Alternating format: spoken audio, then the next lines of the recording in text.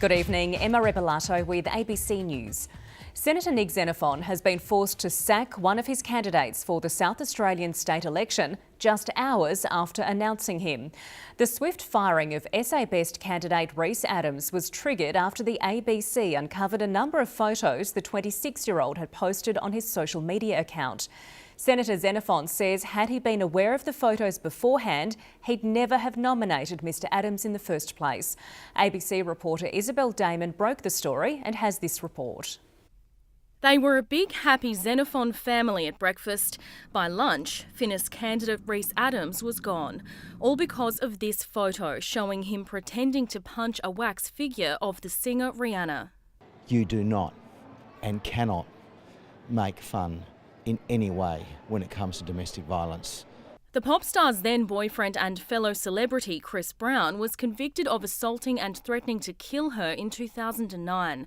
On Rhys Adams' Facebook page were more photos showing him pretending to grope wax figures of actress Toni Collette and tennis star Leighton Hewitt.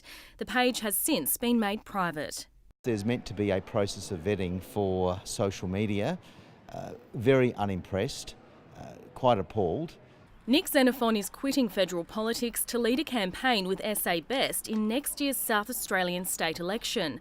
He'll run in the Eastern Adelaide seat of Hartley, where his opponents are delighted by the embarrassing oversight. Clearly these people are not vetted very well, are they? I haven't seen the photos, but from what you're saying, that's just absolutely appalling conduct. Rhys Adams has apologised for uploading the photos and says they don't reflect his mindset or his values.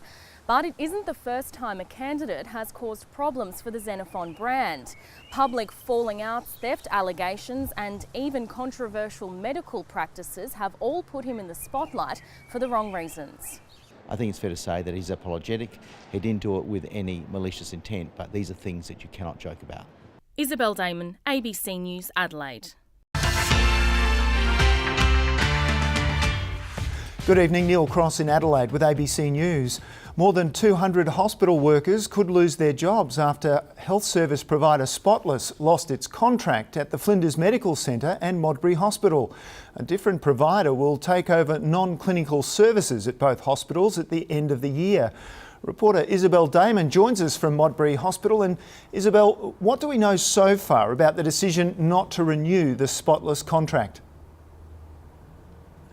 Well, we know that Spotless, Neil, provides non-clinical hospital services at hospitals across Australia and New Zealand. And on Friday, workers here at Modbury Hospital and at the Flinders Medical Centre were told their positions are at risk and the contract has been lost by Spotless at both sites. Now, that means about 100 jobs at the Modbury Hospital and about 120 at Flinders Medical Centre are now up in the air. The state government says this decision has been made based on cost and quality, and all the companies involved are subjected to the same tender process. But Spotless has had its issues in recent months. It's copped criticism over its delivery of food and cleaning services at the new RA. But SA Health has stressed that this particular decision won't affect that arrangement or Spotless's contract with the Women's and Children's Hospital. But what about the workers now, that they're affected by the decision? What happens for them? Well, the union said it's going to do everything it can to make sure at least some of the workers are redeployed to the new provider, ISS Australia. It says it'll do everything it can to make sure their entitlements are honoured. And the state government said the same thing. It wants a smooth transition between the companies, of course, and it said it'll work with both to make sure that happens. We understand that ISS Australia will take over this contract in December, but until then, workers' futures are going to be unclear. Neil?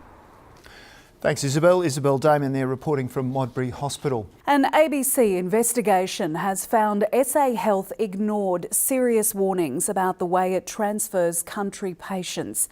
Months after it was told of the risks, an elderly man using his own car to transfer himself between Riverland hospitals crashed and died. Documents show that despite his death, SA Health pushed ahead with a trial to allow patients to use private cars to get to medical scans. In October last year, near Monash in the Riverland, a 72-year-old man died when the car he was driving collided with a truck.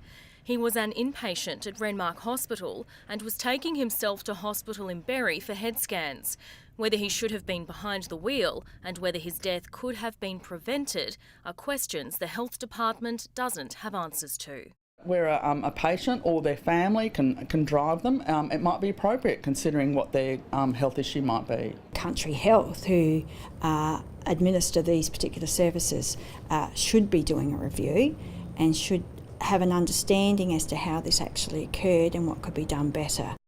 Behind the scenes, the tragic accident sparked a response within SA Health to the practice of regional patients finding their own way between hospitals rather than being taken by ambulance.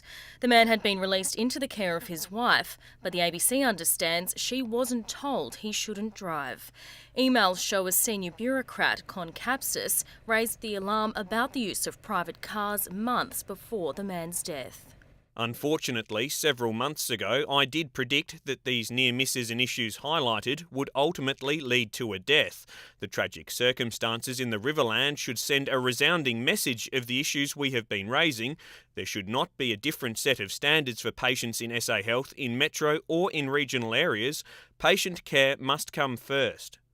The department was warned that letting people use their own cars went against basic patient care principles. But in the weeks after the fatal accident, SA Health pushed ahead with a trial extending the practice. While I agree that policy may need a review following the tragic death, let's not lose sight of the fact that ambulances can also have accidents.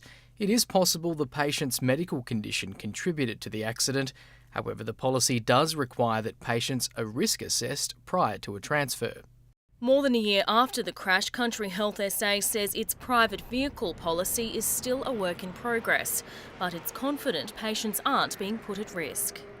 So we've been able to monitor that, and we think it's actually really safe in terms of the clinician making the decision about what's the safest type of patient transport to use. So do you then accept that in that particular incident there wasn't a safe process in place? I think we have to wait to the outcomes of the coroner's recommendations. His investigations. Well, SA Health hasn't been informed of that, so I have to wait until we're notified of that. The handling of the Renmark man's case raises bigger questions around whether country hospitals have the resources and staff they need to handle basic procedures like patient transfers. Regional health advocates fear the tragedy was a result of cost cutting around the use of ambulances. SA Health says it's still consulting with doctors to form a final position. Isabel Dayman, ABC News, Adelaide.